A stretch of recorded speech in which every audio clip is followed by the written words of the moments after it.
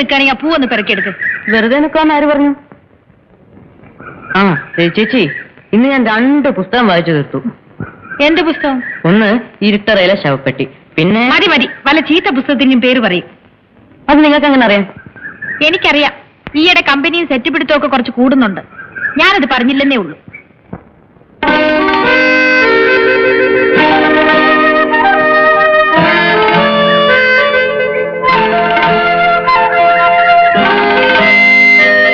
ഒന്ന് നോക്കി നിൽക്കാതെ ഇതൊന്ന് പിറക്കിക്കൂടെ? ആവശ്യമുള്ളവരങ്ങ് എടുത്താ മതി. ഒരു ഗമ. പിന്നെ നിങ്ങൾ പറയുന്നതൊക്കെ അനുസരിക്കാൻ ഞാനാരാ? നിങ്ങളുടെ വേലക്കാരനോ? അല്ല, എന്റെ ഏമാൻ.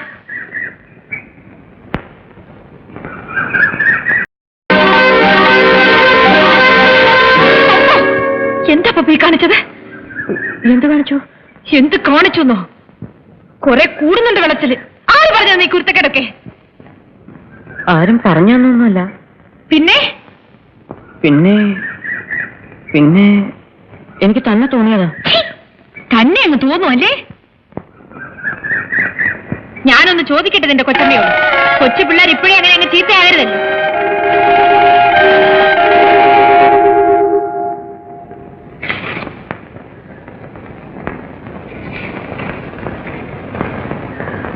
എന്ന് വരുമെന്ന് എഴുതിയിരിക്കുന്നേ? അടുത്ത ആഴ്ച ആള് സ്ഥലത്തെത്തും.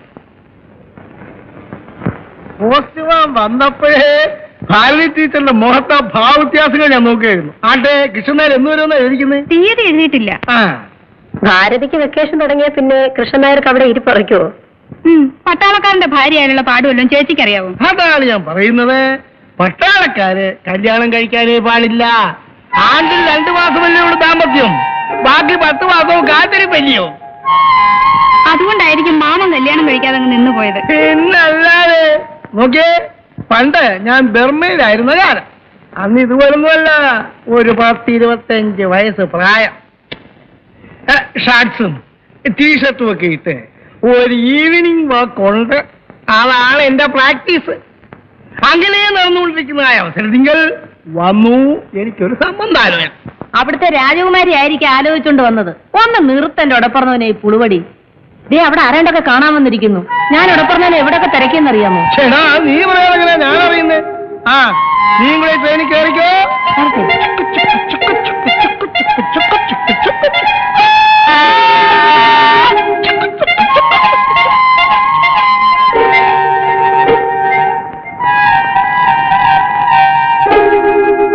ഇത്തവണത്തേക്ക് മാപ്പ്.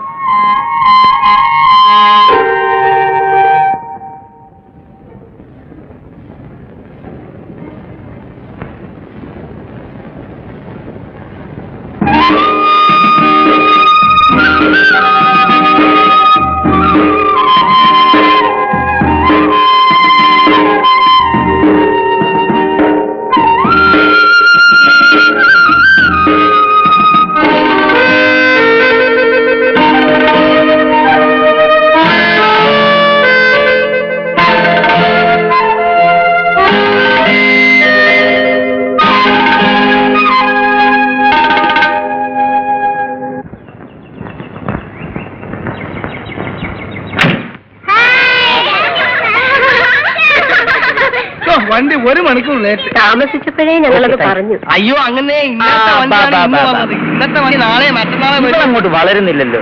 കഴിഞ്ഞ കൊല്ലം ഞാൻ വന്നപ്പോൾ ഇത്രയും തന്നെ ഉണ്ട്.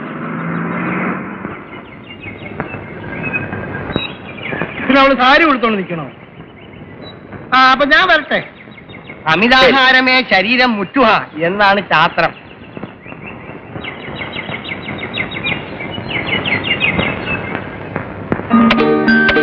അമ്മയെടുത്ത് തരാം കേട്ടോ.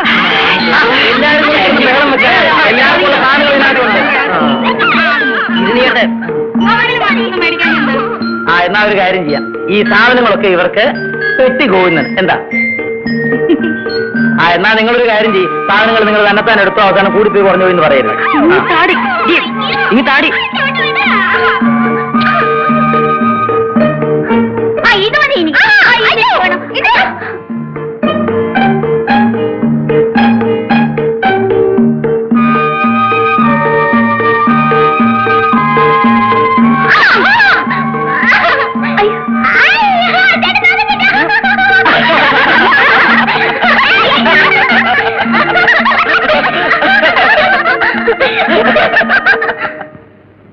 ആ ഒന്നിങ്ങോട്ട് വാ എന്റെ അമ്പാനെ.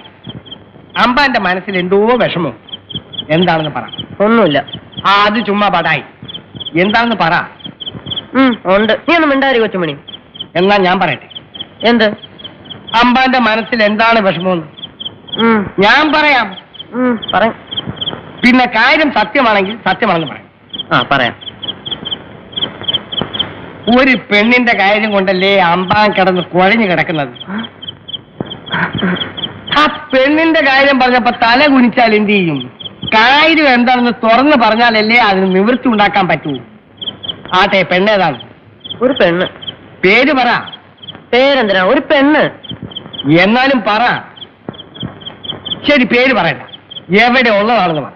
ഇവിടെ അടുത്ത് തന്നെ. ആ കളി കളഞ്ഞ് കാര്യം പറഞ്ഞാലല്ലേ സംഗതി നടക്കൂ. അതിന് നിവൃത്തിമാർഗം ഉണ്ടാക്കാമെന്ന്. എങ്ങനെ? അതിന് വഴിയുണ്ട്. എന്ത് വഴി? നേർവഴിയല്ല, ഇടവഴി. എങ്ങനെ? അമ്പാൻ നടന്നതെല്ലാം എന്നോട് പറ. കൊച്ചമ്മണിയോട് പറയുന്ന ഒരു രഹസ്യവും പുറത്തു പോവില്ല. ഓഹോ എന്ന് വിളിക്കുന്നിടത്ത് വരും. പറയുന്നത് പോലെ ചെയ്യും. ആര്? ആരും. മഹാറാണിമാരെ പോലും പഴയ മഹാന്മാര് ഈ വിദ്യ പ്രയോഗിച്ചാണ് കയ്യിലെടുത്തിട്ടുള്ളത്. എന്ത് വിദ്യ? വശ്യം. വശ്യം? ഭസ്മം. ഭസ്മം? എന്ത് ഭസ്മം? അഗ്നി മന്ത്രഭസ്മം. എന്റെ കൊച്ചുമണി തമ്പുരാനെ, എന്താണ് എന്റെ അമ്മ? പിന്നെ ഒരു കാര്യം, വശീകരിക്കാനുള്ള പെണ്ണിനെ ആ കുറി തൊട്ട് ഒന്ന് നോക്കണം. അവൾ ഇങ്ങോട്ട് വന്ന് നോക്കണം കേട്ടോ. ആ സംഗതി റെഡി. പകിട 12. പിന്നെ ഒരു കണ്ടീഷൻ, കുളിച്ച് ശുദ്ധമായേ ഭസ്മം തൊടാവൂ. അത് തൊട്ടാ പിന്നെ അവളത് കാണുന്നത് വരെ കമാന്നൊരു അക്ഷരം മിണ്ടിപ്പോകരുത്. രാത്രി പോയി വിളിച്ചു. പട്ടിയെ പോലെ ഉറക്കപ്പായെന്ന് വന്നു നിന്ന് വാലാട്ടും. എവിടെ കിട്ടും കൊച്ചുമണി ഇത്? ഏത്? ഇത്ര ഭസ്മം? ഒത്തിരി പണിയുണ്ട്. ഇണചേർന്നിരിക്കുന്ന ഓന്തില്ലേ, ഓന്ത്, അതിനെ ചാണകം എറിഞ്ഞ് പിടിക്കണം. അതും ഇളകി നിൽക്കുന്ന പശുവിന്റെ ചാണകം. ആ ചാണകത്തിലിരുന്ന് ആ ഓന്ത് ചാവും. അതിനെ എടുത്ത് മച്ചിത്തെങ്ങിന്റെ ഉച്ചിയിൽ വെച്ച് ഉണക്കി പൊടിക്കണം. അതിൽ ഒരു മന്ത്രമുണ്ട്. മച്ചിത്തെങ്ങിന്റെ ഉച്ചി വെച്ച് ഉണക്കുന്നു. നടപ്പുള്ള കാര്യം വല്ലതുണ്ടെങ്കിൽ അത് പറ കൊച്ചുമണി. എന്റെ അമ്പാൻ അതിന് സംശയം ഉണ്ടെങ്കിൽ ഞാൻ ആദ്യം പറഞ്ഞില്ലേ, ഒരു പെണ്ണോന്തരെ കണ്ടുപിടിക്ക്. അമ്പാന് വേണ്ടിയിട്ട് ഞാൻ ആണോണ്ടാകാം. ആണോണ്ട്. അമ്പാൻ മനസ്സ് വിടണ്ട. നമ്മുടെ പണിക്കൊരു മന്ത്രവാദ കയ്യിൽ നിന്ന് നമുക്കത് വാങ്ങിക്കാം. കുറച്ച് കാശ് എന്തെങ്കിലും കൊടുക്കേണ്ടി വരും. തൽക്കാലം ഒരു 5 രൂപയുടെ സാധനങ്ങൾ വാങ്ങിച്ചിട്ടേ ഒരു പൂശ അങ്ങോട്ട് പൂശാം.